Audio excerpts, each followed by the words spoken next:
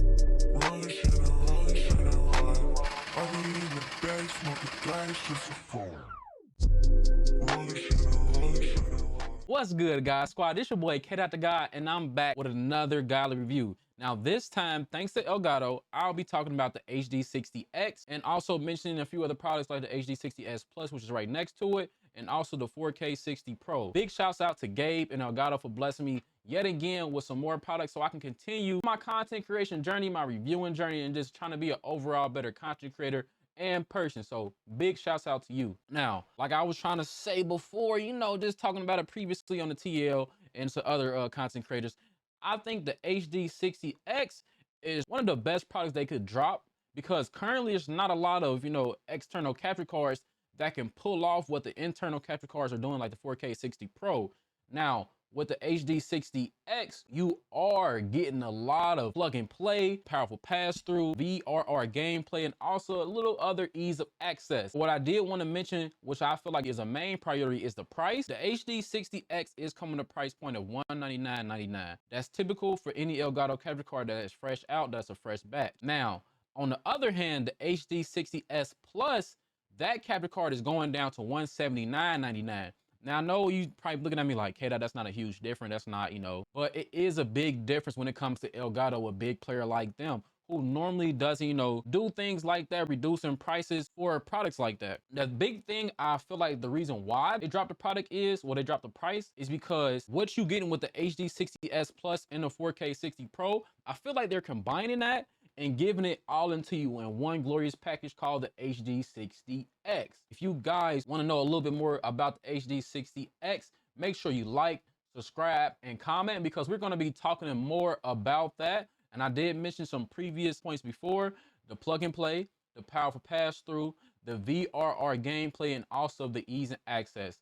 Now, throughout this video, I will be unboxing, I will be talking about the HD60 X some more, and I will be mentioning other products. Hope you guys stay tuned and check this video out. All right, guys, squad. So today we will be unboxing and reviewing the HD60 X. Now, as I mentioned before, the HD60 S Plus and the 4K Pro, I feel like they had a baby, and it's called the HD60 X. Now, as you can see, the 4K 60 HDR is both supported by the HD60 S Plus and the HD60 X.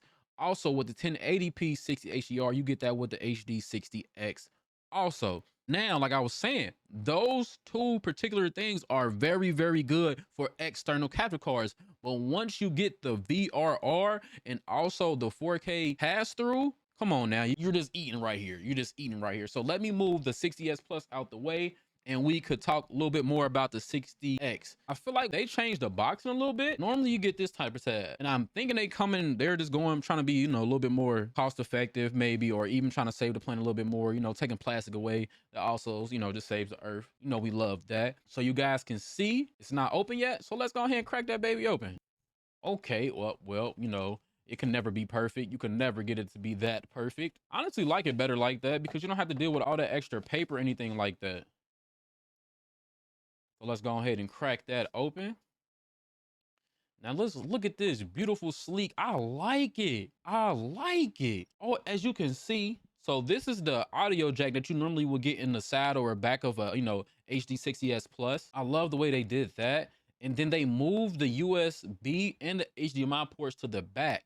So with that, that's a huge different design because normally we get them on both the sides. And we're getting that little weird flat egg shape with other HD60 S capture cards. Now, if you can see here, now imagine you putting all your wires and cords back there. So now you can have the cords just going straight to the back. And that's also, clearing up cable management, making things easier for you as a content creator, and making sure your setup is nice, clean, and tidy. Now, with the other capture cards, you're not able to do that. And that's why I love this HD60S so far. I'm loving the fact that they moved the ports to the back. The design is new and fresh. Like I just said before, there's no weird egg shape. It's not that little round edge. It's actually sleek, fresh, small and compact. And it's priced the same as the HD60S Plus when it came out, the $199 price point. But now it includes a lot more advanced features. Now, let me go into this a little bit more. So let's talk a little bit more about the HD60X. So normally with capture cards, you get powerful pass-through, but you don't get pass-through enough to play titles such as, Elden Ring or, Sifu up to 4K 60 HDR pass-through. Now, what does pass-through mean? What is pass-through? What does that mean, K-Dot? Well, it means whatever you put into your HDMI on a card/device will come out on an HDMI up to 4K. So basically, whatever your input is, the output would be the exact same. And now normally, that's a console or PC, you plug it up to your TV or your monitor, whatever you have you.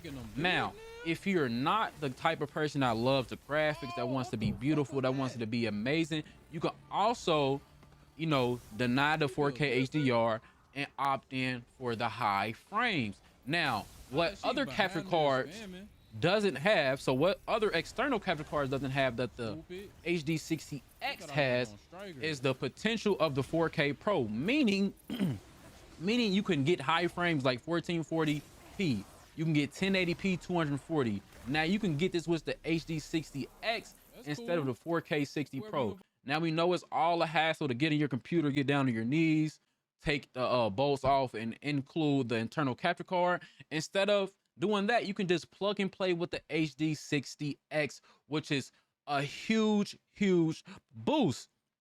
Now, also, the HD60 X is the first capture card, and I mean the first. And if I'm lying, baby, I'm flying, to have VRR, gameplay. And basically what VRR gameplay is, it syncs the refresh rate with the console or PC, whatever your source is, and eliminates tearing. So I know if, some capture cards, me personally, I used the AverMeter capture card for a while. And while I was, playing Elden Ring, I did notice a bit of tearing that my stream wouldn't notice. A lot of times I'll be like, what's wrong with my game? What's going on? But it's just the tearing. Now this HD60 X is prepared for that. It's prepped for that. Now it is optimized for PS5 and Xbox, but the VRR only works from 48 frames per second all the way to 120 frames per second. Now, while you are in that frame, within that rate, you are great. No tearing, no ugliness, none of that. So whatever I'm seeing or whatever you're streaming is the same thing the stream will see. So whatever I'm playing looks amazing, the stream sees the same amazing quality. With the ease of access, moving the ports to the back, it's a content creator's dream. You can't deny that. I know we all have cable management problems, but with the HD60 X, with the new design and moving the ports into the back, it is now a top tier card. I hope this video was a little bit more informative. I hope that you did notice some different parts from the HD60S Plus compared to the HD60 X. And I hope these key points will, sell you to go get you that new HD60 X. Now make sure you guys like, subscribe, and comment. Get down on your knees.